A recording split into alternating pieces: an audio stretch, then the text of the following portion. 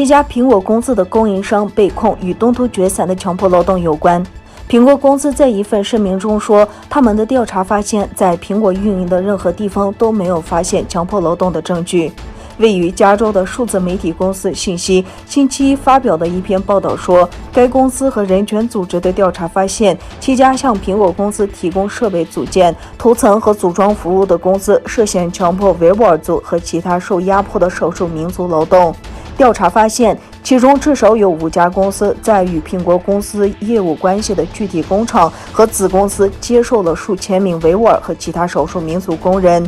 报道中提到的许多公司也生产脸书、谷歌和微软等公司使用的零部件。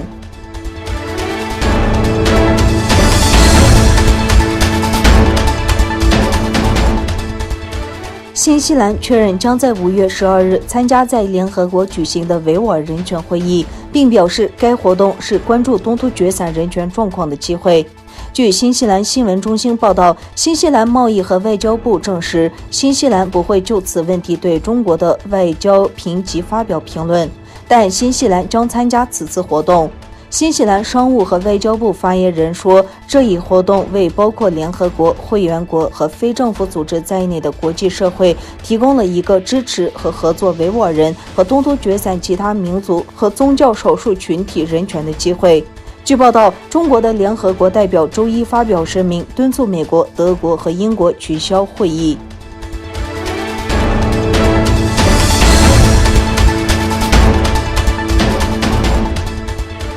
据中国5月11日公布的第7次全国人口普查结果，中国大陆过去10年是1950年代以来人口增长速度最慢的10年，年平均增长率为 0.53%。中国5月11日公布的第7次全国人口普查结果称，中国总人口为141178万人，同2010年第6次全国人口普查数据相比，增加7206万人，增长 5.38%，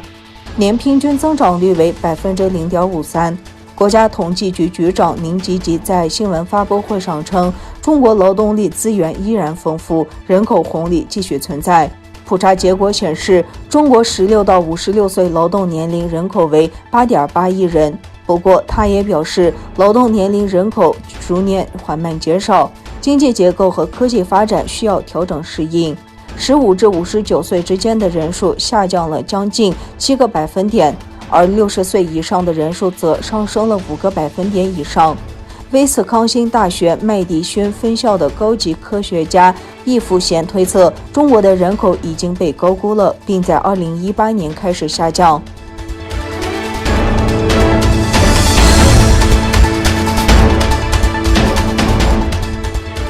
据中国载人航天工程办公室发布，中国一枚大型火箭的残骸周日凌晨坠入了马尔代夫附近的印度洋。美国国家航空航天局局长比尔·纳尔逊在中国宣布这一消息后，发布了一个不同寻常的指责，批评中国在处理本国的太空垃圾方面未达到负责任的标准。中国官方媒体人民日报所属的环球时报驳斥，担心火箭失控并可能造成损害是西方炒作。4月29日，长征5 B 运载火箭将中国下一个空间站天宫的主模块送入天空。环球时报在社评中点名 NASA， 称美国一些科学家乃至 NASA 都昧着良心描述中国火箭残骸如何危险，设计不达标。而美国媒体则渲染长5残骸在天空翻滚着失去失控的样子，这是一次无耻的联合炒作。美国少数科学家推动参与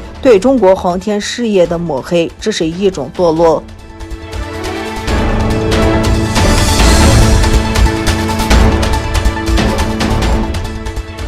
以色列总理内塔尼亚胡5月11日警告，将对加沙地带的哈马斯加强攻势。巴勒斯坦卫生部指，加沙有35名巴人丧生，包括10名儿童。内塔尼亚胡表示，以军将加强攻击力度，哈马斯将会以预计以外的方式遭到攻击，并扬言武装分子将付出非常沉重的代价。内塔尼亚胡说，他对在阿什凯隆遭哈马斯火箭弹袭击丧生的2名以色列妇女的死亡感到悲痛，并敦促公民遵守安全指标。据扎沙卫生官员称，自周一以来，以色列军队宣布将目标对准哈马斯和伊斯兰圣战组织以来，已有35人在空袭中丧生。哈马斯周二下午报道说，已向以色列的阿什凯隆和阿什杜德发射了137枚火箭。